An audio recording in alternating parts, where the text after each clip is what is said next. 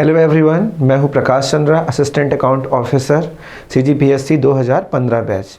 आइए चलते हैं, हम देखते हैं कि हमें CGPSC प्री के एग्ज़ाम में हम कितने क्वेश्चन अटैम्प्ट करने से हम क्वालिफाई कर सकते हैं और मेंस के पेपर तक हम पहुंच सकते हैं।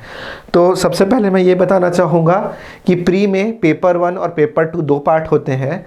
पेपर 2 तो सी सेट होता है जो कि क्वालिफाइंग होता है, इसमें 100 क्वेश्चन आते हैं और आपको क्वालिफाई करने के लिए 33 क्वेश्चन चाहिए और कैटेगरीज के लिए 23 क्वेश्चन। बट मैं आपको सेफ जोन पे रहने के लिए बोलूँगा कि आप कम से कम 50 क्वेश्चन अटैम्प्ट करके आइए। कई बार क्या होता है, कोई क्वेश्चन डिलीट हो जाते हैं, कोई आपसे भी गलती हो सकती है, तो क्वालिफाई करने के लिए 50 क्वेश्चन सही हैं, लेकिन बाकी 33 क्वेश्चन पे आप क्वालिफाई कर सकते हैं। उसके बाद आते हैं हम कि हमें पेपर 1 सबसे टफ पार्ट होता है। पेपर 1 भी हमें कितने क्वेश्चन बना के आने हैं।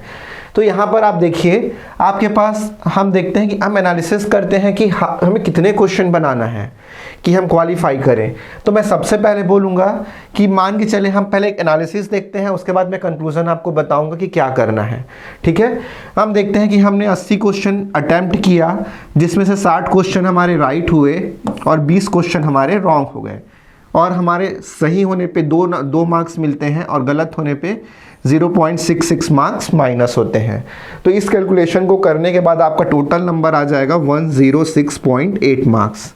ठीक है, उसके बाद हम चलते हैं, यदि हमने 60 क्वेश्चन अटेम्प्ट किया है, 60 क्वेश्चन में से यदि हम 45 क्वेश्चन सही होता है हमारा और 15 क्वेश्चन गलत होता है, तो हमारा मार्क्स आ जाएगा 80 मार्क्स। ठीक है, अब यदि हम 50 क्वेश्चंस अटैम्प्ट करते हैं और 10 क्वेश्चंस रॉन्ग करके आते हैं, इस कंडीशन पे आप 50 × 2 करेंगे 100, माइनस मार्किंग करेंगे 6.6, आपका मार्क्स आ जाता है 93.4।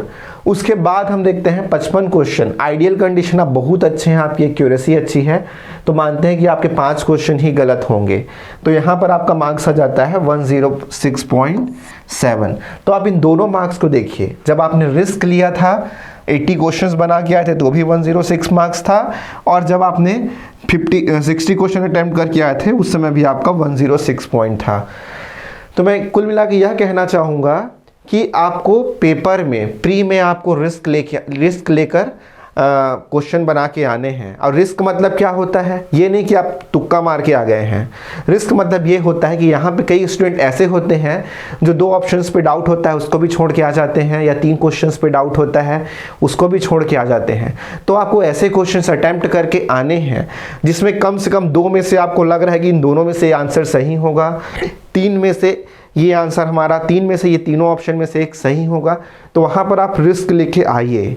इससे क्या होगा कि आपके नंबर ऑफ क्वेश्चंस बढ़ेंगे और आपका सिलेक्शन का जो पॉसिबिलिटीज़ है वो भी बढ़ेंगी। हाँ, और साथ ही साथ मैं ये भी कहना चाहूँगा कि ये आप डायरेक्ट पेपर पे अप्लाई मत करिए। आपके टेस्ट सीरीज़ अभी चल रहे होंगे, कोई टेस्ट सीरीज़ दिला रहे होंगे, 4-5 बार घर में ही बैठ के इसको प्रैक्टिस कर लीजिए, उसको अटैम्प्ट करके देखिए, ये मेथड फॉलो करके देखिए, आपको फ़ायदा मिलता है तब जाके आप पेपर पर उसको अप्लाई करिए। डायरेक्ट पेपर पे अप्लाई नहीं करेंगे, इससे क्या हो जाएगा, आपका उल्टा और बहुत ज़्यादा माइनस मार्किंग बढ़ जाएगी। तो कुल मिला के आज की वीडियो में हम देखें कि हमें क्रैक करने के लिए कम से कम रिस्क फैक्टर उठाना है। कई बच्चे ऐसे होते हैं जो केवल 1 या 2 नंबर से ही चूकते हैं, 1 या 2 नंबर से ही उनका सिलेक्शन रह जाता है, तो उनके लिए ये बेस्ट तरीका है, ये एक बेस्ट पॉसिबिलिटी हो सकती है सिलेक्शन लेने के लिए। तो बने रहिए हमारे वीडियो पे। Best of luck.